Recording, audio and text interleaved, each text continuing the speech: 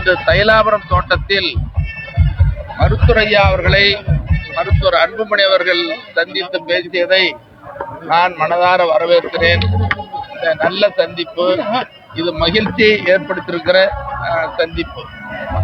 இந்த சந்திப்பின் மூலம் குடும்பத்தில் தந்தை, மகன், அக்கா, தங்கை, பேரப்பிள்ளைகள் என்ற அந்த குடும்ப உறவு, குடும்ப பாசம் மேம்படுவதற்கான ஒரு சூழல். அதே நேரத்தில் பாட்டாளி மக்கள் கட்சி இடையில ஒரு அசாதாரண சூழ்நிலை மாதிரி ஒரு தேக்க நிலை தொய்வு ஏற்பட்டிருந்தது. அதுக்கு மாற்றா மீண்டும் பழைய நிலைமை உருவாகும். காரணம், மருத்துவர் ஐயா அவர்கள் பாட்டாளி மக்கள் கட்சியை தமிழ்நாட்டினுடைய ஒரு தவிர்க்க முடியாத சக்தியா, தனித்தன்மை உள்ள சக்தியை மருத்துவர் ஐயா உருவாக்கினார். எந்த பதவிக்கும் போகாத ஒரு தலைவராக உருவாக்கினாரு. இடையில ஏற்பட்ட அந்த தேக்க நிலை, தொய்வு நிலை மாறும்.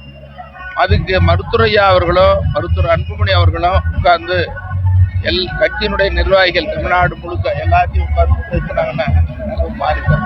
2 மாவட்ட செயலாளர், 2 ஒன்றிய நகர பேரூர் செயலாளர் நிலைமையெல்லாம் கூட்டு உட்கார்ந்து பேசி நம்ம ஒற்றுமையா தான் செயல்படணும்னு சொன்ன பிறகு எல்லாம் ஒற்றுமையா பண்ணுவாங்க.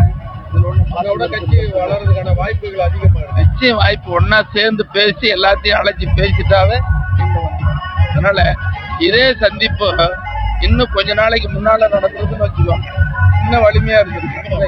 எப்படி இருந்தாலும் கூட, காலந்தாழ்த்தி இருந்தாலும் கூட இது நல்ல சந்திப்பு, இது நல்லதே நடக்குது. ஏற்கனவே அவங்க சில காலங்கள் பிரிந்தப்ப நீங்க நல்லதே நடக்கும்னு பல டைம் சொல்லிட்டீங்க. நிறைய தடவை சொன்னேன். 6 மாசமா நல்லது நடக்கணும், இருவரும் சந்திக்கணும், பேசணும், அதுக்குண்டான முயற்சிகளை பண்ணோம். இதை சந்தர்ப்ப சூழ்நிலை நழுவி போயிடுச்சு. மீண்டும் சந்திக்கிறது வரவேற்கிற நல்ல முயற்சி, மகிழ்ச்சி. மீண்டும் பொதுக்குழு செயல்பட கூட்டுறதுக்கான வாய்ப்பு கட்டாயம். அதாவது நான் வந்து தொடக்கத்திலேயே சொன்ன மாதிரி மருத்துவர் ஐயா அவர்களும் மருத்துவர் அன்புமணி அவர்களும் உட்கார்ந்து தமிழ்நாடு முழுக்க இருக்கக்கூடிய எல்லா நிர்வாகிகளையும் அழைச்சி உட்கார வச்சு பேசி இப்படிதான் செய்யணும்னு ஒரு முடிவு எடுத்து அது வேகமா போகும்.